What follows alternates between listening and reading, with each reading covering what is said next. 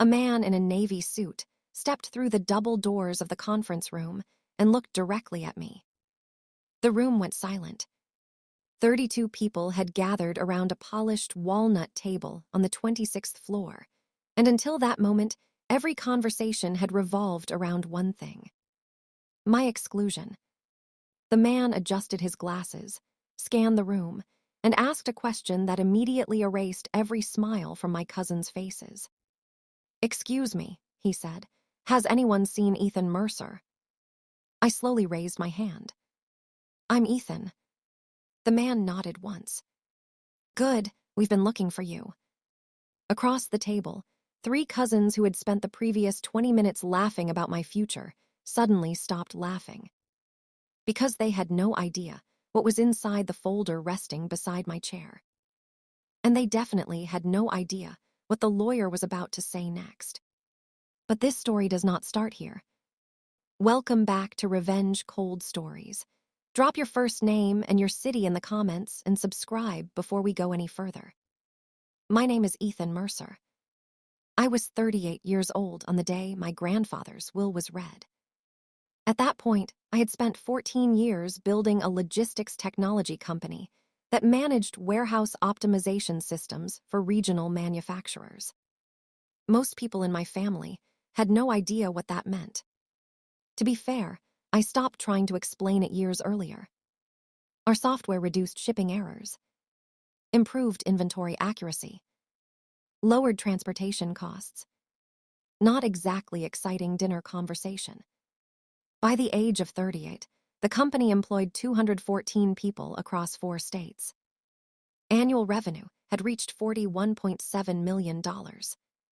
We had no venture capital, no flashy headquarters, no magazine covers, just consistent growth, year after year. The funny thing about success is that people only recognize certain kinds. If I had become a famous athlete, everyone would have understood. If I had appeared on television, everyone would have celebrated. But because my work happened behind spreadsheets, warehouses, contracts, and software systems, most relatives assumed I was doing pretty okay. Pretty okay. That phrase followed me for years. Meanwhile, my cousins drove luxury cars financed by family money and posted photographs from expensive vacations funded by trust distributions. Guess who looked successful at family gatherings? Not me. The roots of that perception stretched back decades. I grew up in a family where visibility mattered more than substance.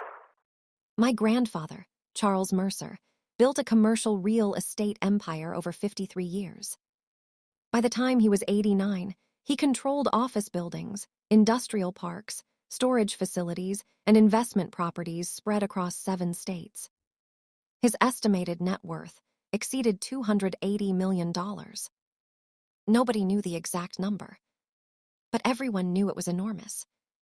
Grandfather had 3 children. My father, Daniel. My aunt, Rebecca. My uncle, Thomas. Each branch of the family developed its own culture. My father believed achievement came through work. My aunt believed achievement came through status. My uncle believed achievement came through relationships. Those beliefs shaped their children, and those children became my cousins. The most influential cousin was Gregory. Gregory Mercer was 41. Confident, charismatic, always perfectly dressed. He could walk into a room and immediately command attention. People loved him. The problem was that Gregory confused admiration with competence. He believed success was primarily about appearances. If someone drove an expensive car, they were successful. If someone wore a tailored suit, they were successful. If someone attended elite events, they were successful. His worldview made perfect sense, given how he had been raised. He wasn't stupid. He wasn't evil. He simply evaluated people using metrics that rewarded visibility. Then there was Melissa, 39. Exceptionally social. Exceptionally connected. Melissa understood family dynamics better than anyone. She knew who influenced whom, who held grudges, who needed validation, who could be manipulated through players. She viewed relationships as assets. Everything was networking. Everything was positioning. Everything was leverage. Again, not evil. Just strategic. Then there was Brandon, 36, the youngest cousin. Brandon spent most of his life trying to impress Gregory. If Gregory bought something, Brandon bought a similar version. If Gregory held an opinion, Brandon adopted it. If Gregory disliked someone, Brandon usually followed. Together, they formed a kind of family center of gravity. Conversations flowed toward them. Attention flowed toward them. Approval flowed toward them. And for most of my life, I existed somewhere outside that circle. Not because anyone hated me. Because nobody found me interesting. The strange part was that my grandfather noticed everything, including things nobody else noticed. One memory stands out. I was 10 years old. The family gathered at my grandparents' lake house. 12 cousins ran around the property playing games. At one point, Gregory organized a contest. Everyone was building miniature boats from scrap wood. The winner would receive $20 from Gregory's father. The other kids decorated their boats. Paint, flags, colorful designs. Mine looked terrible. No decorations. No paint. Nothing impressive. I spent all my time trying to make it float correctly. When the race started, everyone laughed at my ugly boat, including Gregory. Then half the boat sank. Mine crossed the finish line. My grandfather stood beside me afterward. He looked at the little boat, then at me. "You always build for the water," he said. "What does that mean?" He smiled. "Most people build for the crowd." At 10 years old, I didn't understand. At 38, I understood perfectly. Years passed. The pattern never changed. Family events followed predictable scripts. Gregory talked about investments. Melissa discussed social circles. Brandon talked about future opportunities. And eventually, someone asked me about work. I would explain. Their eyes would glaze over. Conversation moved elsewhere. Nobody meant harm. But dismissal, repeated often enough, becomes identity. The irony was that my grandfather asked detailed questions. Every time. How many employees now? What are retention rates? What is customer concentration risk? How are you handling expansion? Nobody else asked those questions. Grandfather always did. I later learned why. He had built businesses. He recognized operational competence. Years before others could see outcomes. When I was 24, I launched my company. At 26, I nearly lost it. At 28, I survived. At 31, we became profitable. At 34, we expanded nationally. At 38, we were stronger than ever. During that entire journey, most relatives believed I operated a small software consultancy. I never corrected them. It wasn't worth the effort. Meanwhile, trust distributions flowed through various branches of the family. Luxury lifestyles expanded. Appearances flourished. And everyone assumed the future inheritance structure would reward the people closest to the center. Then my grandfather died. Peacefully. At 90 years old. The funeral was dignified. Respectful. Emotional. For a brief period, family politics disappeared. Grief does that. It reminds people what actually matters. Unfortunately, grief fades. Expectations remain.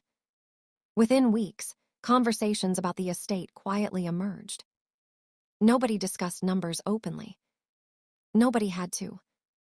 Everyone understood the scale. The will reading was scheduled 6 weeks later. A private conference room. Immediate family. adult grandchildren, lawyers, advisors. 32 people. I arrived early. Habit. The folder beside me contained documents I had discovered only 3 days earlier. Documents I wasn't sure would matter. Documents I hoped wouldn't matter. But I brought them anyway. One by one, relatives arrived. Conversations began. Speculation intensified. Then came the comments. The casual comments. The dangerous kind. Not openly cruel. Just dismissive enough to reveal genuine beliefs. Gregory sat across from me. Honestly, he said, laughing lightly, Grandpa always favored people involved with the family properties. Several cousins nodded. Melissa added, makes sense, legacy continuity and all that. Another cousin looked toward me. No offense, Ethan. I smiled. None taken. Gregory leaned back. I mean, you've got your own thing. My own thing. $41 million in revenue had become my own thing. Several people chuckled. Someone else said, yeah, Ethan doesn't need family money. That sounded complimentary. It wasn't. What they meant was simpler. You're not really part of this equation. The conversation continued. Assumptions became predictions. Predictions became certainty. By the time lawyers entered the room, many relatives had already mentally distributed the estate. I sat quietly, listening, observing, the same way I always had. The lead attorney was Margaret Klein, 70 years old. Sharp, methodical, impossible to intimidate. She opened the meeting, explained procedures, reviewed documents, then began reading. The room grew increasingly tense. Various assets passed to different beneficiaries. Specific properties, investment vehicles, charitable allocations, family trusts. Everyone listened for names, percentages, control, meaning. Eventually, patterns emerged. Gregory received significant holdings. Melissa received significant holdings. Brandon received significant holdings. Several others received meaningful distributions. Then my name appeared. A smaller allocation. Respectable, but noticeably smaller. The reaction was immediate. Not verbally. Socially. Tiny smiles. Tiny glances. Tiny confirmations. Predictions validated. The hierarchy preserved. I could practically hear their thoughts. See, we knew it. Then came the laughter. Not loud. Not cruel. Worse. Confident. Certain. Gregory whispered something to Brandon. Brandon laughed. Melissa smiled. The attorney continued. When she finished, several people visibly relaxed. Case closed. Outcome confirmed. Then Gregory spoke. Well, he said lightly, I guess Grandpa had a plan. Several relatives nodded. Another cousin added, he always knew who should carry things forward. The implication hung in the air.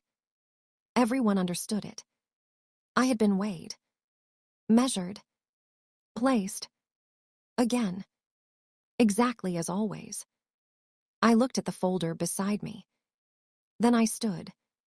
The room turned toward me. Not because anyone expected drama. Because nobody expected anything. I walked to Margaret Klein. May I give you something? She looked surprised. What is it? I think it may be relevant. I handed her the folder. The room immediately became curious. Margaret opened it, reviewed several pages. Her expression changed. Not dramatically. Professionally. Which was far more concerning. She turned pages. Read again. Then looked toward another attorney. They exchanged a glance. The room sensed something shifting. Gregory frowned. What is it? No answer. Margaret continued reading. Silence expanded. Minutes felt longer. Finally, she stood. I believe we need to pause. Nobody moved. Nobody spoke.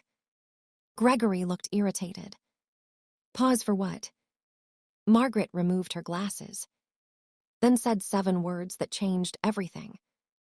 There appears to be a codicil. Silence. Absolute silence. For those unfamiliar, a codicil is an amendment to a will. A legally binding addition. A modification. A correction. A final instruction. Gregory blinked. What codicil? Margaret looked at the documents. This one. The room erupted with questions. Where did it come from? Why wasn't it included? Who knew about it? Margaret raised her hand. Everyone stopped. The document appears valid. More silence. The signatures match. More silence. The witnesses are verified. More silence. And it was executed 14 months before Mr. Mercer's death. Now people looked confused. Because if a valid codicil existed, everything could change. Margaret continued reviewing. Then she began reading. My grandfather had added a separate provision. Not replacing the will. Supplementing it. The language was detailed. Specific. Intentional. It referenced stewardship. Business judgment. Long-term asset management. Operational competence. Then came the sentence nobody expected. My grandfather had created a new controlling structure for a substantial portion of the estate. Not ownership. Control. The distinction mattered enormously. Control determined decisions. Direction. Governance. Future outcomes. Margaret paused. Then read the designated name.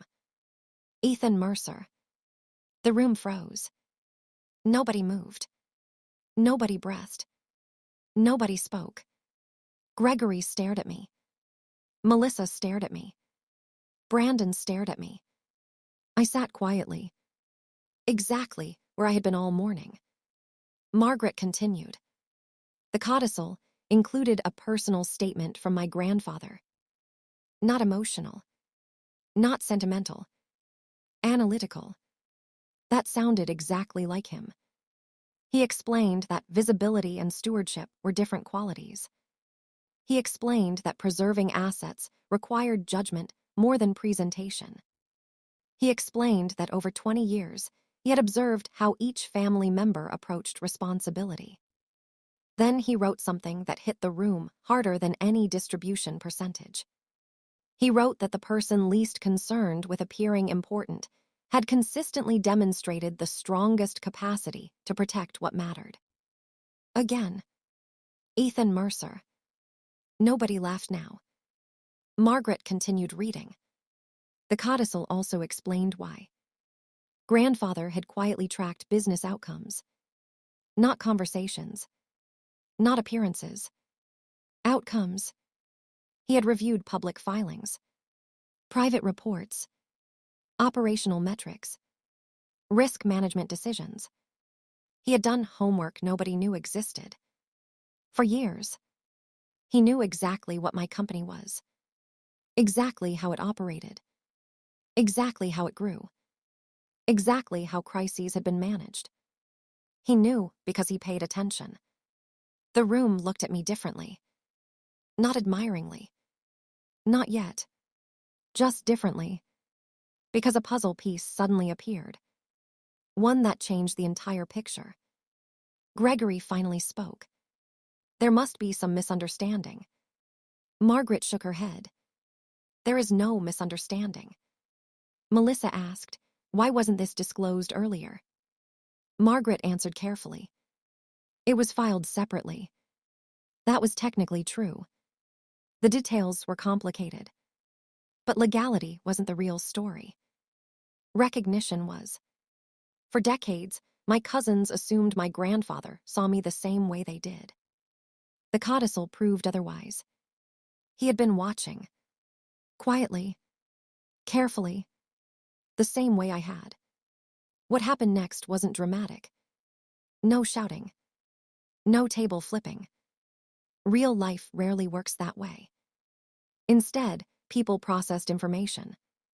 Slowly, painfully. Gregory became unusually quiet. That alone was shocking.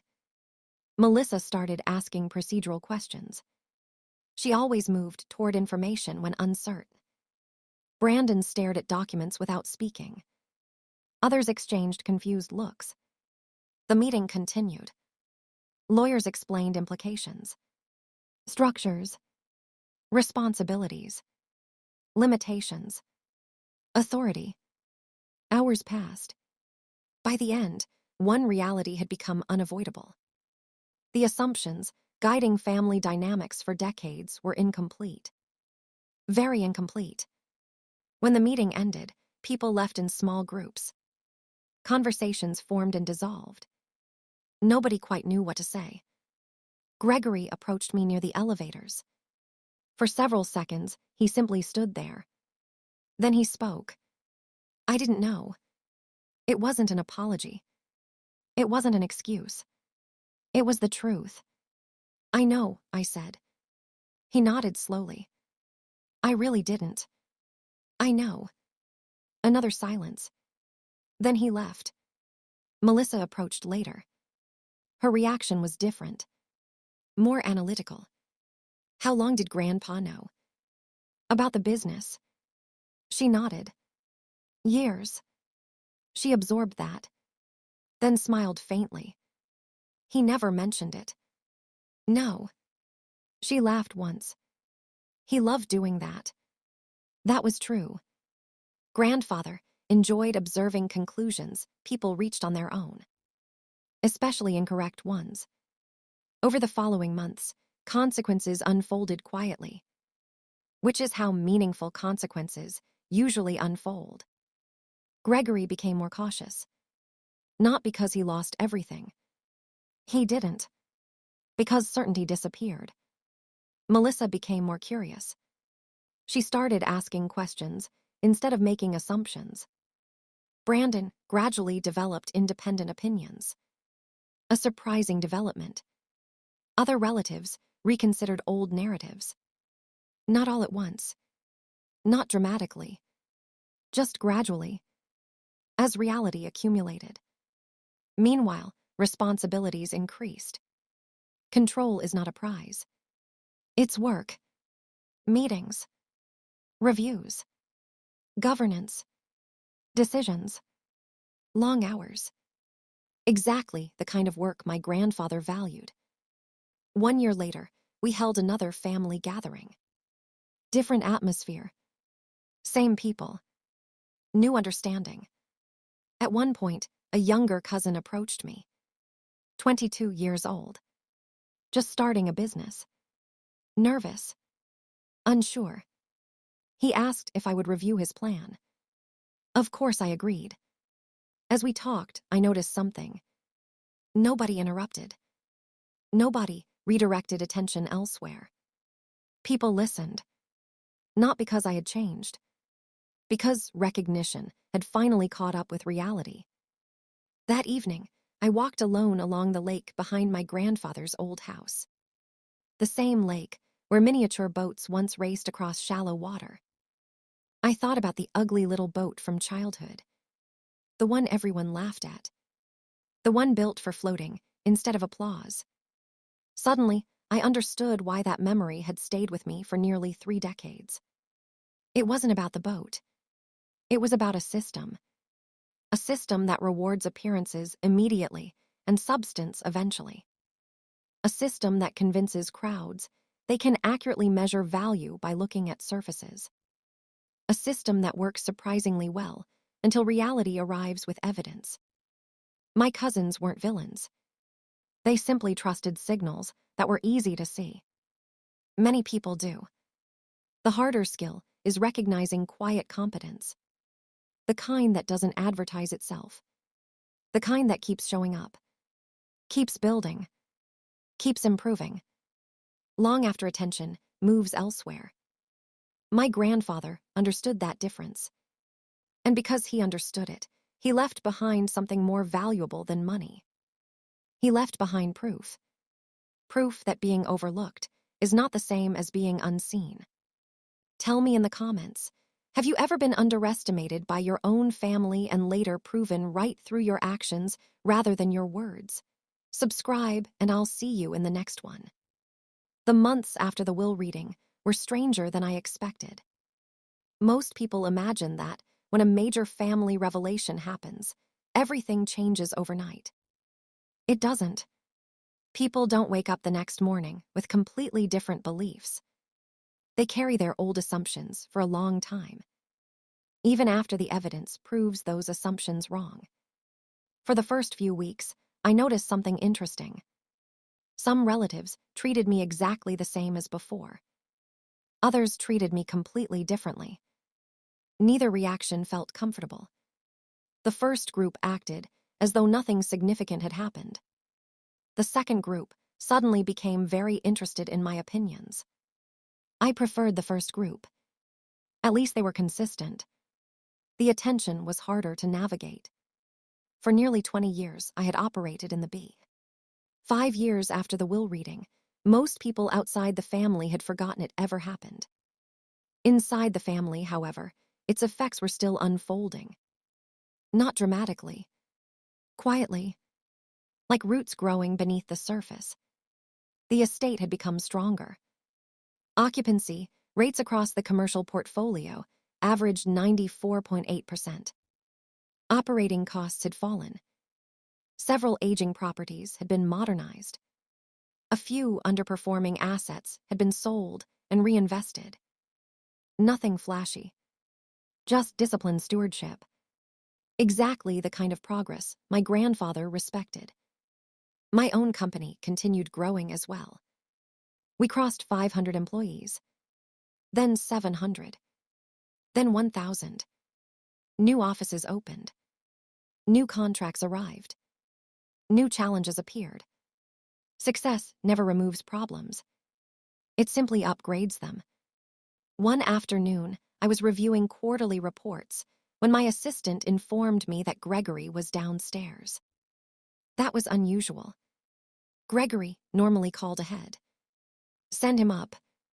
A few minutes later, he entered carrying a notebook. Not a briefcase. Not a presentation. A notebook. That immediately told me this wasn't a social visit. We exchanged greetings. Then he sat down. For several seconds, he looked almost uncomfortable. Finally, he laughed. I need advice. I nearly smiled. 5 years earlier, those words would have been impossible. About what? He slid the notebook across the desk. I opened it. Business plans. Financial projections. Market research. Pages and pages of notes. Gregory had spent nearly 18 months developing a new venture. For the next 3 hours, we reviewed everything together. Strengths. Weaknesses. Risks. Assumptions. At one point, I noticed something. The old Gregory would have defended every idea. This Gregory asked questions. Real questions. The difference was remarkable. As he prepared to leave, he stopped near the door. You know something? What? If Grandpa were here, he'd probably enjoy this. I looked at the notebook. Then at him. Probably. Gregory smiled. He spent 20 years trying to teach me things I wasn't ready to learn. I laughed. Only 20. He laughed too. Then left. Afterward, I sat quietly for a few minutes. Thinking. Because growth is strange. Sometimes the people who frustrate us most become the people whose progress means the most. Not because they become perfect. Because they become better. And better is enough. A year later, another event brought the entire family together. My grandmother's 92nd birthday. The guest list included nearly 60 relatives. Children, grandchildren, great-grandchildren, spouses, friends. The gathering took place at a large country club ballroom. As I entered, I noticed something unexpected. A display had been set up near the entrance. Photographs, hundreds of photographs, family history, decades of memories, black and white images from the 1950s, business openings, graduations, weddings, vacations, life. People gathered around the display throughout the evening, laughing, pointing, remembering. At one point, I stopped in front of a photograph I'd never seen before. My grandfather stood beside a partially completed warehouse, probably early 1970s. The building wasn't impressive. The parking lot wasn't finished. The landscaping didn't exist yet. Everything looked unfinished. Then I noticed something written on the back. A handwritten note. My grandfather's handwriting. A staff member had placed a copy beside the photo. The note said, "Most people judge the building they see today. Successful people imagine the building that doesn't exist yet." I stared at those words for a long time, because they explained nearly every major decision he ever made. He invested in potential, not appearances, future reality, not current perception. That philosophy shaped businesses, properties, relationships, even family, especially family. Later that evening, my grandmother gave a short speech. Nothing dramatic, just memories, stories, gratitude. Toward the end, she mentioned my grandfather. The room naturally grew quiet. Then she said something that surprised everyone, including me. Charles wasn't always right. Laughter. She smiled. He would be the first person to admit that. More laughter. But there was one thing he understood better than almost anyone. She paused. He understood patience. The room listened. When people disappointed him, he was patient. When people struggled, he was patient. When people succeeded, he was patient. Another pause. He believed time revealed character. Silence settled across the ballroom. He trusted what people consistently did, not what they occasionally said. For a moment, nobody spoke. Then applause filled the room. Not loud. Not performative. Warm. Genuine. And as I looked around the ballroom, I realized how much the family had changed. Not because of money. Because of perspective. The younger generation especially. Many of them had grown up watching what happened after the will reading. They had seen assumptions fail. They had seen quiet work rewarded. They had seen competence matter. That lesson would probably influence them for decades. The next major milestone arrived unexpectedly. A national business magazine published a profile about my company. Normally, I declined media attention. This time, the journalist was persistent. The article focused on long-term leadership and sustainable growth. Nothing sensational. Just a detailed examination of how the company had expanded. When the article appeared, my phone exploded. Messages, calls, emails, congratulations arrived from everywhere. Clients, employees, friends, relatives. One message stood out. It came from Brandon. Just 3 sentences. "Read the article. Grandpa would have loved it. Congratulations." I stared at the message for a moment, then smiled. Years earlier, Brandon measured success through proximity to powerful people. Now he measured it through achievement. That transformation mattered more than he probably realized. As the years continued passing, family gatherings became easier. Less political, less competitive. People relaxed. Children grew into adults. Adults became grandparents.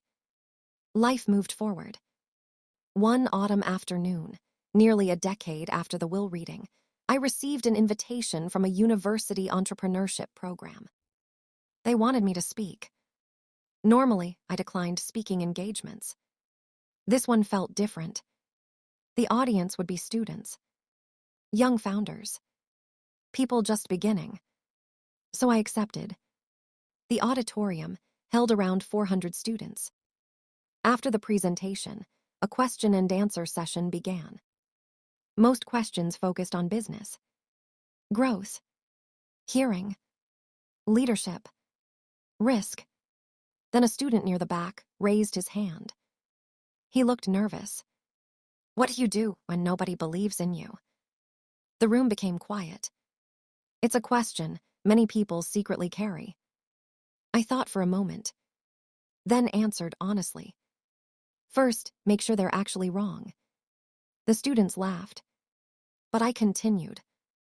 Sometimes criticism contains useful information. The room nodded. If they're wrong, though, don't spend your life trying to convince them. Silence. Build something real. More silence. Reality is persuasive. The student listened carefully. Then I added one final thought. The people who matter will eventually notice. That answer stayed with me long after the event ended, because it summarized almost everything my grandfather had taught me. Not through lectures, through observation. Several months later, I visited the lake house again. The property looked different now. New docks, updated landscaping, renovated structures. Time leaves marks on everything. I walked down to the shoreline. The same shoreline where miniature boats had once raced. The same shoreline where my grandfather had stood decades earlier. The water was calm, almost perfectly still. For a while, I simply watched the reflections. Then I remembered something. At 10 years old, after winning that boat race, I had asked my grandfather why he thought my ugly boat succeeded. His answer hadn't made sense at the time. Now it did. He had said, "Because you spent your time thinking about the lake. Not the spectators. Not the applause. Not the opinions. The lake. The actual challenge. The actual reality. The thing that determined outcomes." Looking back, that single lesson explained nearly everything. Businesses, relationships, leadership, families. People become distracted by spectators. Meanwhile, reality keeps asking the same question. Will your boat float? Eventually, that's the only question that matters. The crowd leaves. The noise fades. The assumptions disappear. Reality remains. And if your boat floats, it doesn't matter who laughed when you built it. It reaches the other side anyway. The older I get, the less I think this story is about a will. And the more I think it's about a question. A simple question that most people never ask. What are you building when nobody is paying attention? For most of my life, I believed I was being overlooked. Maybe I was. But being overlooked turned out to be very different from being unseen. My cousins saw confidence. My grandfather saw consistency. My cousin saw social status. My grandfather saw responsibility. My cousins watched family gatherings. My grandfather watched patterns that repeated for decades. And when the moment finally arrived to make the most important decision of his life, he trusted the patterns, not the performance. That lesson followed me far beyond inheritance. It shaped how I hired employees, how I chose partners, how I built companies, how I evaluated character. The loudest person in the room isn't always the leader. The most visible success isn't always the most stable. The person receiving the least recognition isn't always contributing the least value. Sometimes the strongest foundations are the ones nobody notices because they're hidden underground. The truth is, every family has its own version of a codicil. Not necessarily a legal document. A moment. A revelation. A piece of information that suddenly forces everyone to reevaluate what they thought they knew. Sometimes it arrives through a business success. Sometimes through a crisis. Sometimes through years of quiet consistency that can no longer be ignored. When that moment comes, people usually discover that reality has been keeping score the entire time. Not the crowd. Reality. And reality has very different standards. Years after the will reading, I still keep that old folder. The same folder I carried into the conference room. The same folder that changed the direction of that day. Most people would assume it's valuable because of what it contained. They're wrong. It's valuable because of what it reminds me. A simple truth. You do not control who notices your work. You do not control who understands your sacrifices. You do not control who underestimates you. But you do control what you build. You control your habits. You control your integrity. You control the standards you hold when nobody is watching. And eventually, those things become impossible to hide. The conference room. The laughter. The codicil. The shocked faces. Those were never the real ending. They were simply the moment the evidence became visible. The real story happened years earlier. In ordinary mornings. Long workdays. Difficult decisions. Private sacrifices. Quiet persistence. That was where everything was decided. Long before anyone realized it. Long before the lawyer stood up. Long before the room went silent. Long before my cousins understood what they had missed. Because the people who spend their lives chasing recognition often forget something important. Recognition is an outcome. Character is a process. And processes always matter more. As for my grandfather, I still think about that old boat race. A group of children standing beside a lake. Most building for applause. One building for the water. At the time, it felt insignificant. Now it feels like the entire story compressed into a single afternoon. Build for the water. Not the crowd. Because crowds change their minds. The water tells the truth. Tell me in the comments, have you ever been underestimated by someone who later discovered they were completely wrong about you? I'd love to read your story. Subscribe to Revenge Cold Stories, and I'll see you in the next one. Years after I thought everything had settled, one final chapter unfolded. Not because of money. Not because of inheritance. Because of a question that had remained unanswered. A question I didn't even know existed. It happened during the 10th anniversary of my grandfather's passing. The family organized a memorial gathering at the lake house. Nothing formal. Just relatives sharing memories. Photographs covered long tables. Old business records sat in display cases. Children who had never met my grandfather ran through hallways carrying his last name. Time has a strange way of doing that. It turns legends into stories. Stories into memories. Memories into lessons. I spent most of the afternoon helping set up chairs near the water. At one point, Noah approached me. He was 29 now, running a successful company of his own. Married. Confident.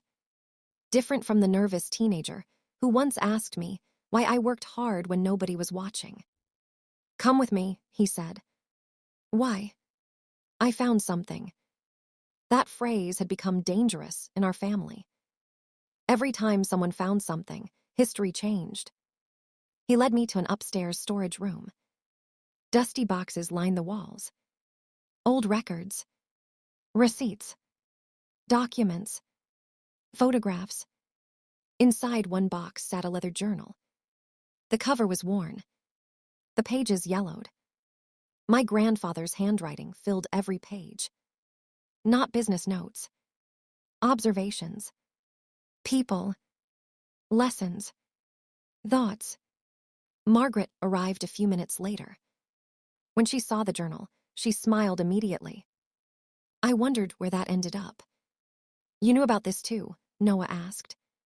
Margaret laughed. There wasn't much Charles Mercer didn't leave behind. For the next several hours, we read. The journal stretched across nearly 20 years. Not daily entries. Occasional reflections. Observations. Lessons learned. Mistakes admitted. People evaluated. What shocked me wasn't what he wrote about business. It was what he wrote about family. Every cousin appeared somewhere. Every child. Every grandchild. Every major life event. And the descriptions were surprisingly fair. Gregory wasn't described as arrogant. He was described as someone whose strengths and weaknesses came from the same source. Confidence.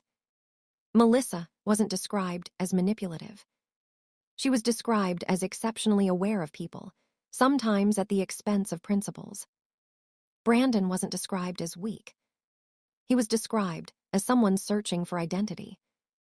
Even my grandfather's criticisms sounded compassionate. He saw flaws, but he also understood where they came from. Then I found an entry dated 18 months before the codicil. The page stopped me cold. It contained a list. Not of assets. Not of beneficiaries. Qualities. The heading read, "Things that survive success." Beneath it were several handwritten points. Humility. Curiosity. Patience. Discipline. Responsibility. Consistency. Then one final line. The line was underlined twice. The ability to keep working when recognition is absent. For a long time, nobody spoke. Because we all understood what it meant. The codicil had never been about wealth. It had been about preservation. My grandfather wasn't searching for the smartest person, or the most charismatic, or the most popular. He was searching for the person least likely to change when circumstances changed. Someone who would do the work whether applause existed or not. As evening approached, more relatives joined us. Soon the journal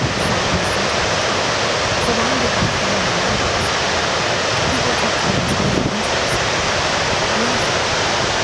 reflecting, occasionally then Gregory found a passage about himself. He read it silently. Then again. Finally, he handed me the journal. Read that. I looked down. The entry had been written 15 years earlier. My grandfather wrote, "Gregory wants badly to be respected. One day he may discover that respect follows usefulness, not image. When that happens, he will become much stronger than he realizes." The room became quiet. Because the prediction had come true. Not immediately. Not perfectly. But it had happened. Gregory looked out toward the lake. Then smiled. He knew me better than I knew myself. Nobody argued. A little later, Melissa found an entry about her. Then Brandon found one. Each observation felt less like judgment and more like understanding. That was my grandfather's real gift. He noticed who people were becoming, not just who they happened to be at the moment. Near sunset, Noah finally asked the question everyone had been avoiding.